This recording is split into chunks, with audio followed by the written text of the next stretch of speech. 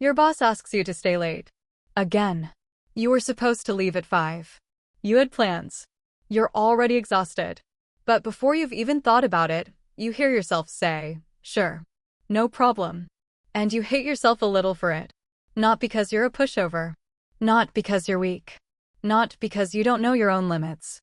But because something in you, something automatic, something older than this job, simply cannot tolerate the idea of your boss being disappointed in you.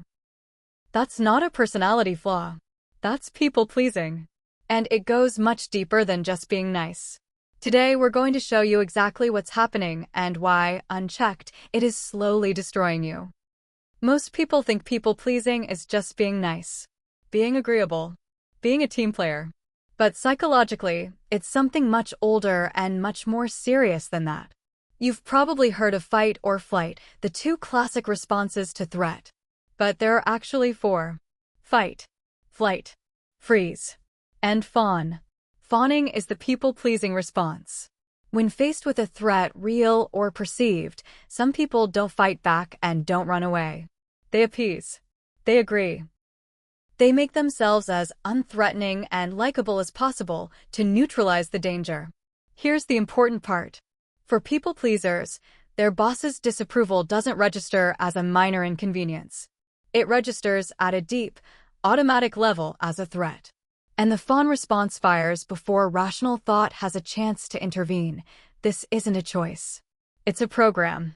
And it was written a long time ago. Here's something important. People-pleasing didn't start with your boss. It started much earlier. For most people-pleasers, the pattern began in childhood, in environments where getting approval felt essential, where love felt conditional, where keeping the peace was the safest option available to a small person in a big adult world. You learned, very early, that making the people around you happy kept you safe. That disapproval meant something was wrong. That shrinking yourself to fit others' needs was how you survived. That was an incredibly smart adaptation for a child. The problem is that child's program is still running. In your adult body. In your professional life. With your boss.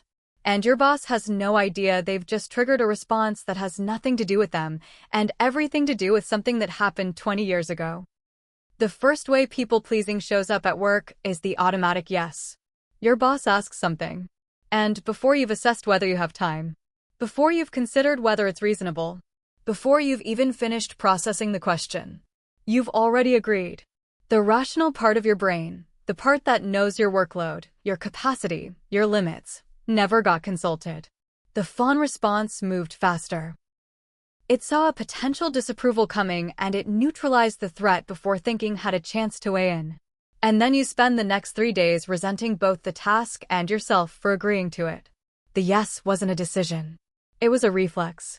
And you're the one who has to live with the consequences. Count how many times you say sorry in a day at work. Sorry to bother you. Sorry, just a quick question. Sorry, I might be wrong, but sorry for the delay. Sorry if this is a stupid idea. Many people-pleasers apologize almost constantly, and most of the time, they've done absolutely nothing wrong. The apology isn't about guilt. It's a preemptive shield. If I apologize first, before you can be annoyed at me, I've neutralized the threat of your disapproval before it can land. It's a survival mechanism that looks like politeness. But over time, the constant apology does something insidious. It tells your brain and everyone around you that you believe you are inherently in the wrong. That your presence, your questions, your ideas are a burden. You are not a burden. But you've been apologizing as if you are for so long it has started to feel true. You have the idea. It's a good one. You've been sitting on it for 20 minutes. But you don't say it. Because what if they think it's stupid? What if your boss disagrees and becomes cool with you? What if it changes the dynamic and suddenly you're on their wrong side? So you stay quiet. Or if you do speak, you hedge everything so much it barely lands. I don't know, maybe this is obvious, but this is probably wrong, but people-pleasers don't just avoid confrontation. They avoid visibility. Because visibility feels risky. If you're seen, you can be judged. If you're judged and found wanting, the approval is gone. So you shrink. You hedge. You minimize. You make yourself easy to overlook because overlooked feels safer than disapproved of. And the ideas that could have advanced your career stay locked inside you because the risk of being rejected felt greater than the cost of staying invisible. The moment your boss walks into the room, before they've said a single word, you've already assessed them. Shoulders tight? Bad day. Adjust accordingly. Be quieter. Don't bring problems. Don't ask for anything. Relaxed and chatty? Good day. Safe to speak. Safe to ask. Safe to be a little more yourself. You have become an expert at reading this person. And you've built your entire workday around their emotional state. This is called hypervigilance. And for people pleasers, it's completely automatic, so familiar it doesn't even feel unusual. But here's the real cost. When someone else's mood determines how much of yourself you're allowed to be today, you have given that person an enormous amount of control over your life. And you are spending energy that should go toward your own work, your own growth, your own well-being on managing their emotional weather forecast instead. Here's what nobody tells you about people-pleasing. It feels like a strategy for staying safe. But what it's actually doing slowly, quietly, is destroying you. The burnout that comes from always saying yes to things you should have said no to. The deep, private resentment toward your boss, toward colleagues, toward yourself, that builds every time you override your own needs to maintain someone else's comfort. The promotions you didn't get. Because you were too invisible, too agreeable, too focused on being liked to be taken seriously as a leader. The identity erosion. Over time, people-pleasers lose track of what they actually think, what they actually want, what they actually believe because they've spent so long molding themselves to others that their own shape has become unclear. People-pleasing keeps you safe from disapproval, but the price is your authentic self. And that is a very high price. Here is the most painful irony of people-pleasing.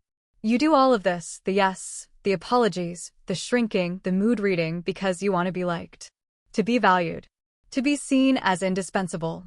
But the effect is the opposite. People-pleasers are often the least visible people in the room. They're the ones who get overlooked for promotions, the ones whose ideas get attributed to someone else, the ones who are described as reliable but not leadership material. The very strategy you're using to be valued is making you undervalued. Because people don't deeply respect what they've never had to work for. And they never have to work for your yes. It's always there waiting before they've even asked. Being liked is not the same as being respected. And you deserve both. If you recognized yourself in this video, I want to be clear about one thing. The antidote to people-pleasing is not becoming aggressive. Not becoming difficult. Not suddenly pushing back on everything just to prove you can. The antidote is something quieter and much more powerful. It's self-respect. It's learning slowly, with practice, that your opinion is worth offering. That your no is as valid as your yes. That your boss's mood is not your responsibility to manage. That you're allowed to take up space. And it starts with one simple pause. Just a moment between the request and the response. Long enough for your rational mind to check in before the Fawn response fires. You don't have to transform overnight. One pause. One considered response instead of a reflex. That's the beginning. Share this with someone who says yes before they've finished breathing in. They'll know exactly why you're sending it. See you next week. Take care of your mind.